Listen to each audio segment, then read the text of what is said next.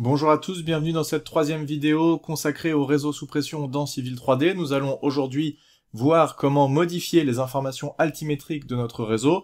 Donc vous avez vu que dans la vidéo numéro 2, quand on a modélisé le réseau, on a pu jouer sur la profondeur de notre réseau, ce qui nous donne évidemment une information altimétrique, puisque cette profondeur est calculée par rapport à une surface que vous avez définie lorsque vous avez modélisé le réseau. Mais si on a besoin d'être un peu plus précis et pouvoir ajuster les altimétries, eh bien, comment on fait? Alors, on va voir ça dans cette vidéo avec deux exemples. On va commencer avec cet exemple assez simple, juste pour montrer la théorie et les premiers éléments. Donc, on a un réseau ici avec seulement 3 canalisations et 2 raccords avec des coudes. Un élément qui est important de comprendre pour bien voir comment on modifie ces informations d'altimétrie, mais également, ça marche aussi pour la planimétrie en réalité, c'est que l'information que l'on a ici quand on clique sur un réseau, eh bien il s'affiche une ligne au milieu de notre réseau qui est une ligne d'axe. Donc on va la retrouver ici dans le prospecteur sur la gauche. On voit ici, elle s'appelle axe tronçon 1.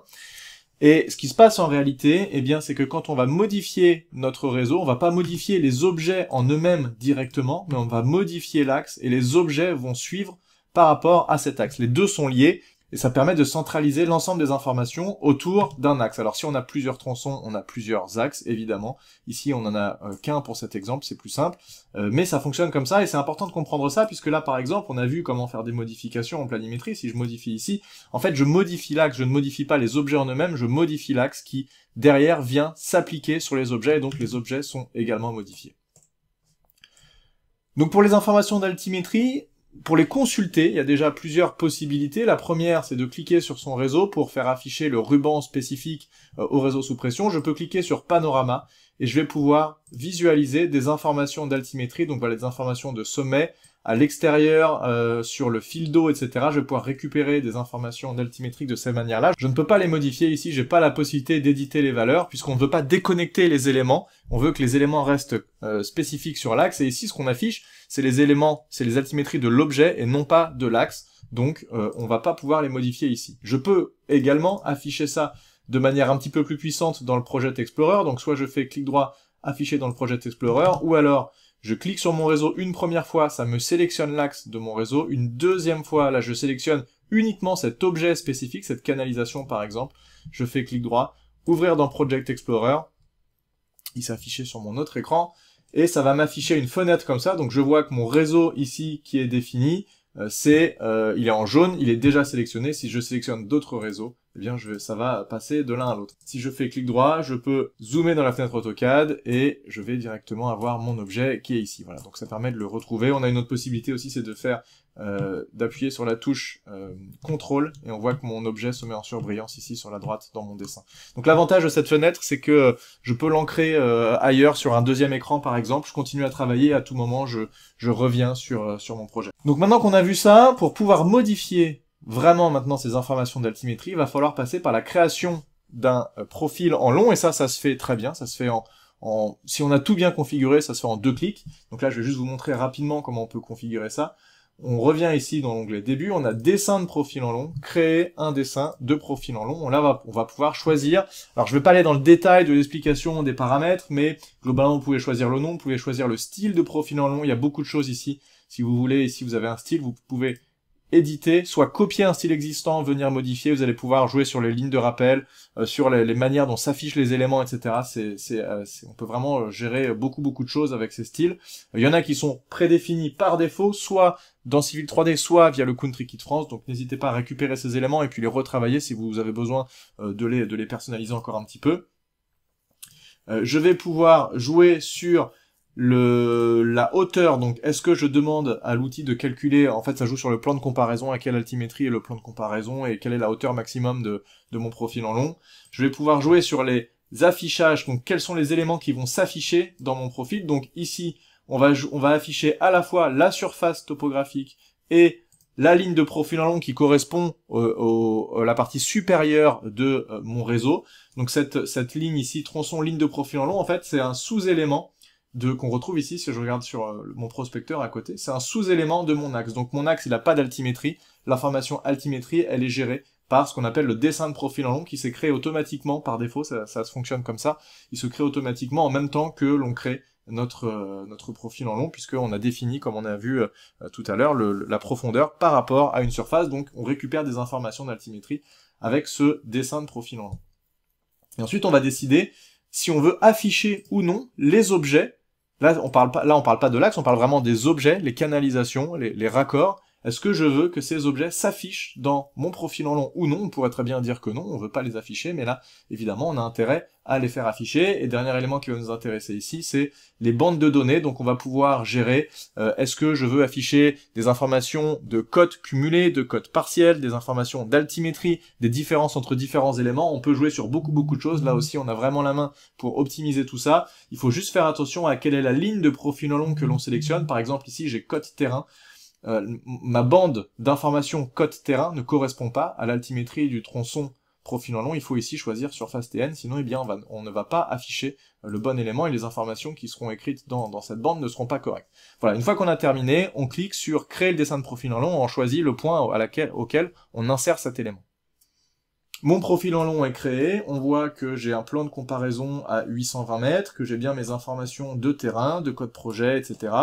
Les notions de la géométrie, donc là c'est une géométrie qui est évidemment assez simple, et on retrouve ici, donc si je reviens dans le profil en long, et on retrouve ici cette fameuse ligne de profil en long qu'on a décidé d'afficher dans notre réseau, qui correspond à celle-ci, ici, toujours sur notre axe tronçon 1, on a cette ligne de profil en long. Si je fais clic droit, je peux aller visualiser les propriétés de la ligne de profil en long, donc je vois que c'est bien celle-ci. Et je vais pouvoir, donc, pareil que pour la vue en plan, mais ici je vais pouvoir ajuster l'altimétrie. Donc je peux modifier, je décale, et je change l'altimétrie. Là tout à l'heure on avait une exagération sur la modification du réseau, on était à peu près comme ça. Donc on peut éditer tout à fait de l'altimétrie. Si on veut être très précis dans la valeur que l'on sélectionne, soit on met une étiquette et on déplace automatiquement et ça va nous donner des informations sur l'altimétrie, mais on peut également faire autre chose, puisque plutôt que de déplacer visuellement dans ce profil en long, on a la possibilité de faire ici clic droit, modifier la géométrie de la ligne de profil en long, et je retrouve ici quelque chose qui est assez similaire, c'est le même bouton, panorama.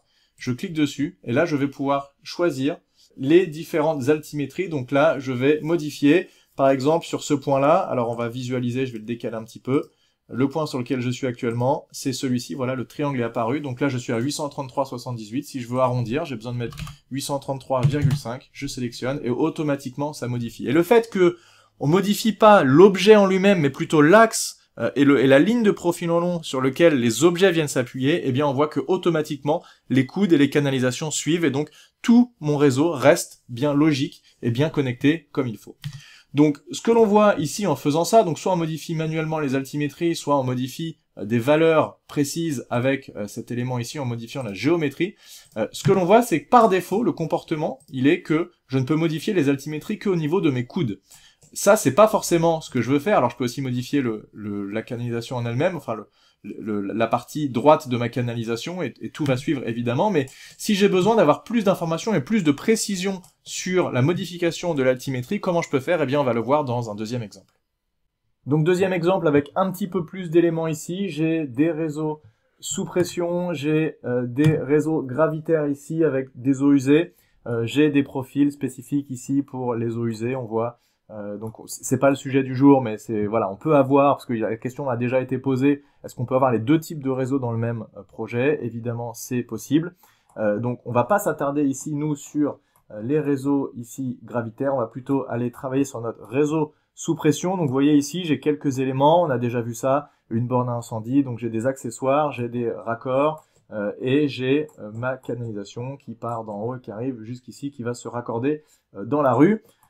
Donc j'ai modélisé un profil en long, et ce qui va nous intéresser ici, c'est qu'on voit qu'on croise, on peut projeter des éléments en plus dans notre réseau. Ici, j'ai projeté ce que je retrouve ici dans ma vue en plan. Ici, on peut imaginer qu'on a croisé, par exemple, un réseau d'égouts qui vient passer sous notre projet, et on a besoin, eh bien, de venir contourner cet élément-là, et on va avoir cette capacité de le faire avec les outils de réseau sous pression. Donc comment je fais? Ici, je vais cliquer sur ligne de profil en long du tronçon, et ce qu'on va voir ici, c'est que par défaut, en fait, on a une profondeur qui a été définie au moment où on a modélisé ce réseau de canalisation sous pression, mais elle se fait uniquement aux endroits où il y a des coudes. Mais on a cette possibilité aussi de venir lui dire tous les X mètres, et ça on l'a défini au moment où on a généré notre liste de composants, puisque je vous rappelle ici, si je vais dans modifier, je vais voir les éléments qui sont ici, et si je fais modifier, eh bien j'ai longueur de coupe 6 mètres.